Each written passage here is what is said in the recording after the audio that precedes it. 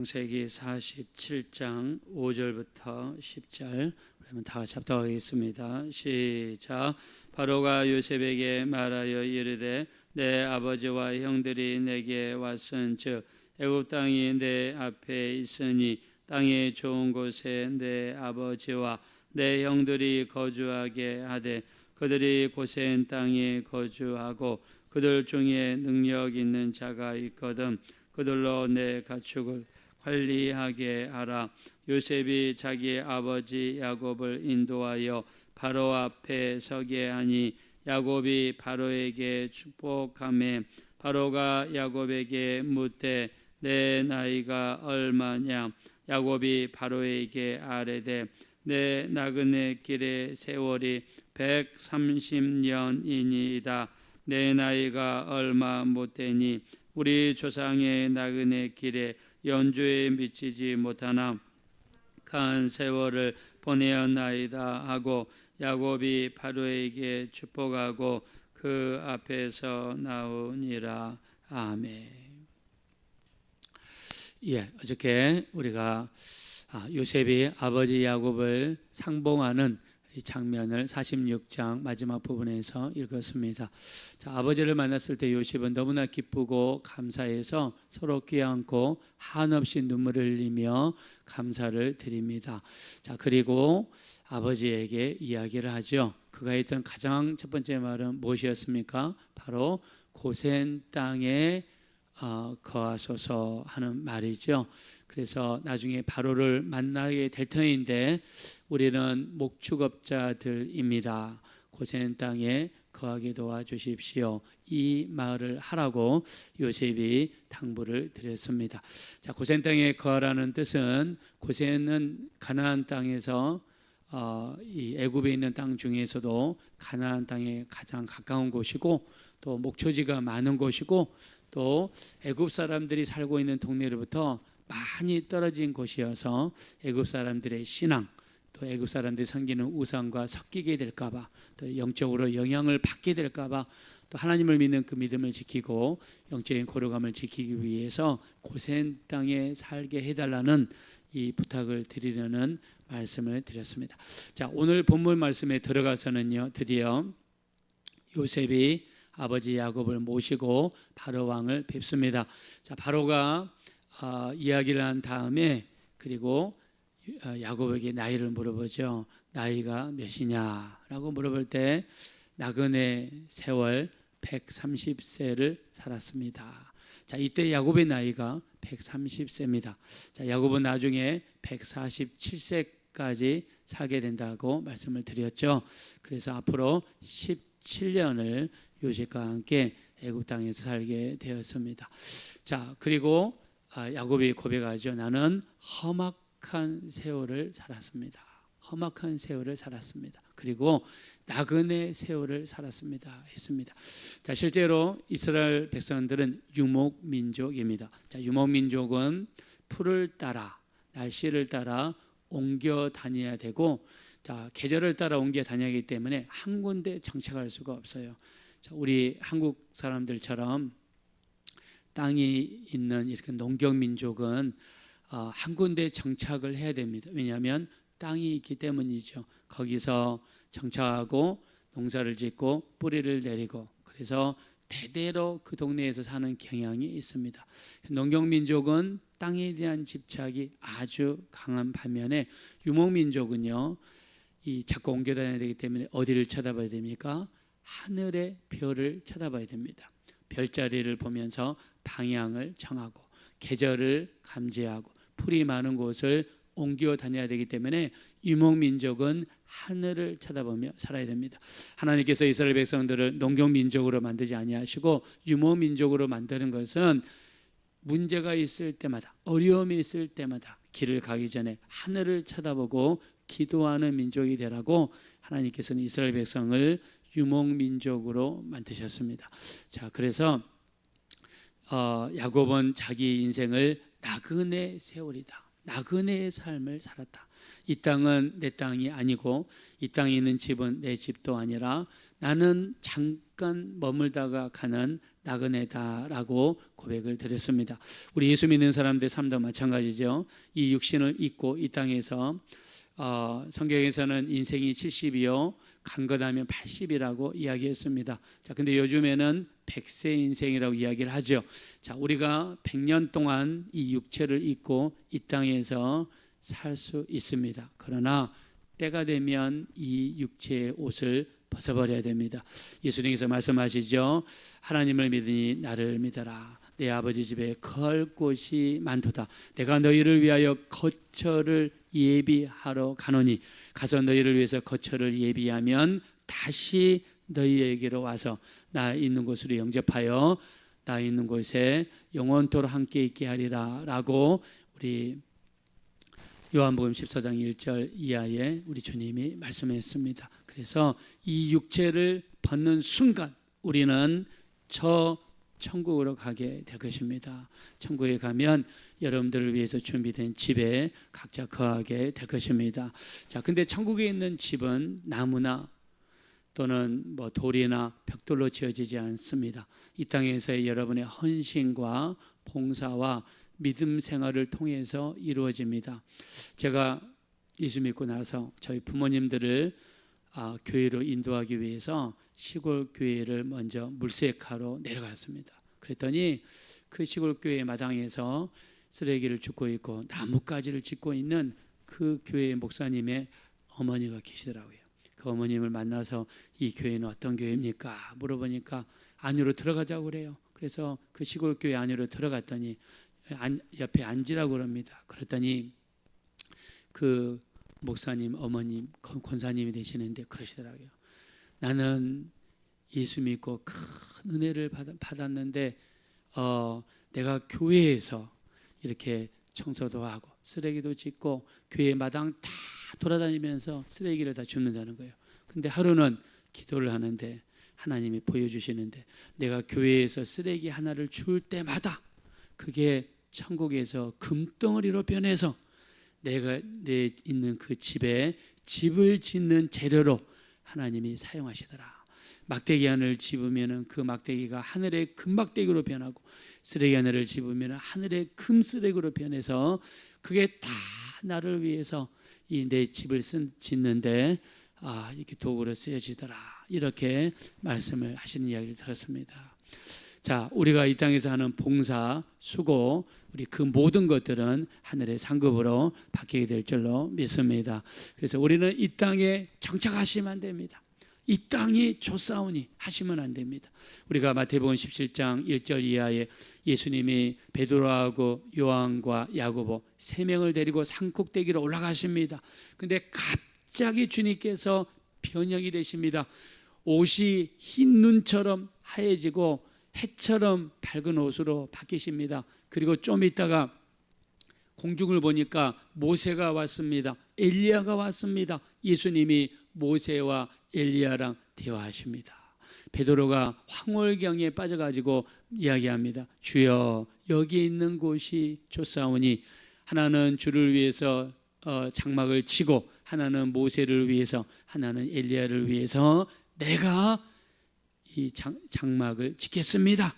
이 말은 무슨 말입니까? 여기서 이 땅 위에서 영원토록 사십시다, 이런 뜻이었겠죠. 그러나 주님은 그걸 허락하지 아니하시고 지도자들을 데리고 산 밑으로 내려가셔서 전도하시는 일을 하셨습니다. 자, 우리가 사는 삶은요, 장소는 여기가 전부가 아닙니다. 우리가 살 곳은 저 아름다운 천국입니다.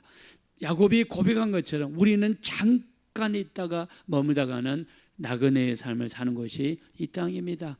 이 육체도 나이가 들면 병들고 고쳐야 되고 나중에는 그것도 못하게 되면 벗어버리고 우리가 가야 됩니다. 그래서 이 땅은 험악한 세월입니다. 험악한 세월. 그래서 우리가 가장 초점을 둬야 될 게 무엇입니까? 내 영혼을 위하여, 저 하늘의 상급을 위하여, 내가 거할 그 천국 집을 위해서 헌신하고 봉사하고 도와주고 이런 삶을 살아야 될 줄로 믿습니다. 자, 바로를 만났을 때 야곱이 한 특별한 행동이 있습니다. 그 전에 한 번도 한 행동이 없는데 특별한 행동이 바로 6절에 나와 7절에 나와 있습니다. 7절 한번 다 같이 읽겠습니다. 시작. 요셉이 자기의 아버지 야곱을 인도하여 바로 앞에 서게 하니 야곱이 바로에게 축복하매. 아멘. 또 10절 보겠습니다. 시작. 야곱이 바로에게 축복하고 그 앞에서 나오니라. 아멘. 야곱이 바로에게 했다는 게 뭐냐면 축복했답니다. 축복. 이 구절이 야곱이 처음 한 축복이에요. 처음 한 축복. 야곱이 인생 어떤 인생이냐면 나를 축복하소서, 나를 축복하지 않으면 보내지 않겠나이다. 이게 약복강가에서의 축복에 관련된 야곱의 마지막 기도입니다. 나를 축복하소서. 또 야곱이 어떻게 했습니까? 형의 장자권을 내게 파소서. 복을 뺏었죠.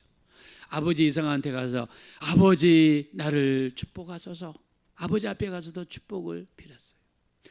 이 에서 형 만나기 전에, 야복강을 건너기 전에 나를 축복하지 않으면 보내지 않겠습니다. 야곱의 전체 인생을 보면 나를 축복하소서, 축복하소서, 축복하소서. 야곱의 전체 인생은요, 받는 인생입니다.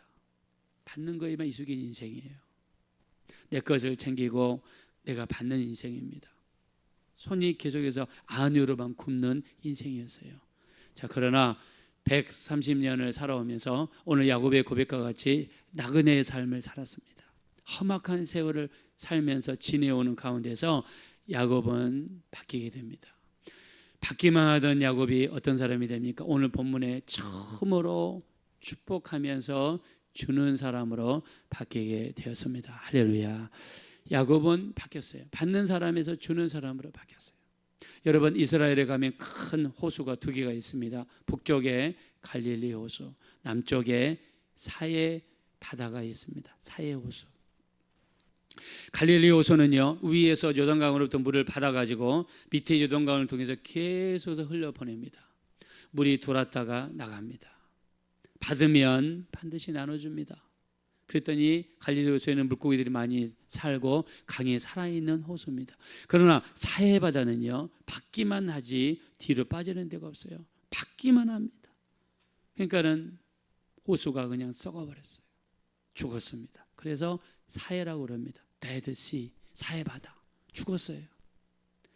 우리가 받기만 하면 안 돼. 받기만 하면 주는 사람이 돼야 돼요. 예수님도 말씀하셨죠. 우리 누가복음 6장 38절, 주라 그리하면 너희에게 줄 것이니 후이되어 누르고 흔들어 넘치도록 하여 너희에게 안겨주리라. 우리 주님께서 주라, 주님이 하신 말씀은 주라는 거예요. 줘라.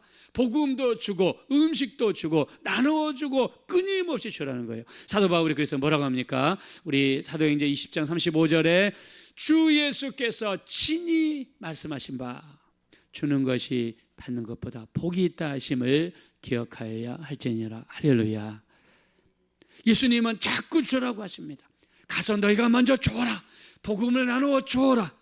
옷 있는 자는 옷을 줘라. 너희에게 오리를 가고자 하거든 심리를 가져오라. 속옷을 달라고 하는 자에게 겉옷까지 줘라. 주님은 자꾸 주라고 그러시잖아요. 그러면서 이 말씀에 순종해서 주는 자에게 주님께서 말씀하시죠. 우리 마태복음 25장 31절에 인자가 그날에 많은 천사들과 그의 영광 가운데 올 때에 많은 민족을 그 앞에 모이고 분별하기를 목자가 양과 염소를 분별하듯이 분별하여 오른쪽에 있는 자들을 양이라 칭하시고 왼쪽에 있는 자들을 염소라 칭하시고 오른쪽에 있는 양들에게 이르시되 내 아버지께 복받을 자들이여 창세로부터 너희를 위하여 예비된 나라를 상속받으라. 그리고 마태복음 25장 40절에 지극히 작은 자에게 한 것이 곧 내게 한 것이니라. 지극히 작은 자에게 준 것이, 정말 병들었을 때 돌봐주고 또 이 줄일 때 먹을 것을 주고 목마를 때 마실 것을 주고 나그네 되었을 때 돌봐주고 자꾸 주고 또 우리 예수님 말씀하시죠. 마태복음 10장 42절에 지극히 작은 자 중 하나에게 냉수 한 그릇이라도 주는 자는 결탄코 상을 잃지 않으리라 말씀했습니다. 여러분, 냉수 한 그릇 돈이 듭니까? 저 뒤에 정수기에 가가지고 컵으로 물을 받아가지고 주는 정도지요. 그렇게 냉수한 그릇이라도 주는 자는 결단코 상을 잃지 아니하리라 말씀했습니다. 그래서 우리 성경에서는요, 끊임없이 줘라, 축복해라, 줘라, 잘되기를 바래 줘라, 끊임없이 말씀하시죠. 시편 109편 17절입니다. 저주하기를 좋아하더니 그 저주가 그 사람에게 임하고 축복하기를 기뻐하지 아니하더니 복이 그를 멀리 떠났다라고 그랬습니다. 자꾸 주기 좋아하고 축복하기 좋아하고 다른 사람이 더 잘되기 좋아하고 다른 사람이 잘됐을 때 함께 기뻐해 주고 다른 사람이 형통할 때 함께 이렇게 기뻐해 주면 성경에서는 복이 그를 떠나지 않는다고 말합니다. 그 사람과 복이 함께 한다고 이야기합니다. 그래서 우리 야곱은요, 우리 이렇게 복을 받기만 하는 사람에서 이제 드디어 오랜 세월을 거치면서 야곱은 축복하는 사람이 되었습니다. 바로를 만나자마자 그는 2번이나 복을 비는 축복의 사람이 되었습니다. 하나님께서는 축복하고 이렇게 복을 비는 자에게 정말 놀라운 하나님의 축복을 더욱더 넘치게 주실 줄로 믿습니다. 주께서 말씀하시죠. 주라, 그리하면 너희에게 줄 것이니 후히 되어 누르고 흔들어 넘치도록 하여 너희에게 안겨주리라. 주는 자가 받는 자보다 복이 있다 하심을 기억하여 할지니라고 말씀했습니다. 우리 자꾸 기도도 해드리시고 자꾸 내가 있는 거 있으면 서로 나누시고 이렇게 하실 때 그 삶을 통해서 놀라운 축복의 역사가 여러분 가운데 충만하게 이루어지게 되시기를 예수 이름으로 축원드립니다. 이 시간 기도하실 때 참으로 우리가 받기만 하는 자가 되지 않게 하시고 주는 자가 되게 도와주십시오. 특별히 우리 축복하는 자, 나를 축복의 통로로 사용해 주셔서 내가 복을 비는 사람들마다 수많은 축복이 이루어질 수 있도록 축복을 비는 자로 나를 사용하여 주시고 주라, 그리하면 너에게 줄 것이니 흔들어 넘치도록 하여 너에게 안겨주시라. 이 말씀이 우리에게 임하게 도와주십시오. 우리 합심으로 간절히 기도하겠습니다. 거라시고 아버지 하나님, 진심으로 감사합니다. 우리를 불쌍히 여기시고 긍휼히 여겨주시고 우리가 받기만 한 자가 되지 않게 도와주십시오. 우리는 주는 자가 되기 원합니다. 우리 주님 말씀하십니다. 주라, 그리하면 너에게 줄 것이니 되어 너에게 흔들어 넘치도록 하는 너에게 안겨주시리라 말씀하셨습니다. 우리 하나님, 우리를 불쌍히 여겨주십시오. 우리는 받기만을 좋아했습니다. 자꾸 손이 안으로만 굽었습니다. 이제는 손이 밖으로 굽게 도와주시고 나눠줄 수 있는 자가 되게 도와주십시오. 저주하기를 좋아하더니 그 저주가 그 사람에게 임하고 축복하기를 기뻐하지 아니하더니 복이 그를 멀리 떠난다고 그랬습니다. 축복하기를 기뻐하지 않으면 복이 우리를 떠난다라고 말씀하십니다. 우리 하나님, 주는 자가 되게 하소서, 축복하는 자가 되게 하소서, 받기만 하지 않게 도와주소서. 사해바다는 받기만 했더니 바다가 죽어버리고 말았습니다. 받기만 하면 우리 영혼이 죽습니다. 우리에게 받은 은혜를 나눠주고 우리에게 받은 말씀을 나눠주고 우리에게 있는 여분을 다른 영혼들과 같이 나눌 수 있는 우리가 될 수 있도록 인도하여 주시옵소서.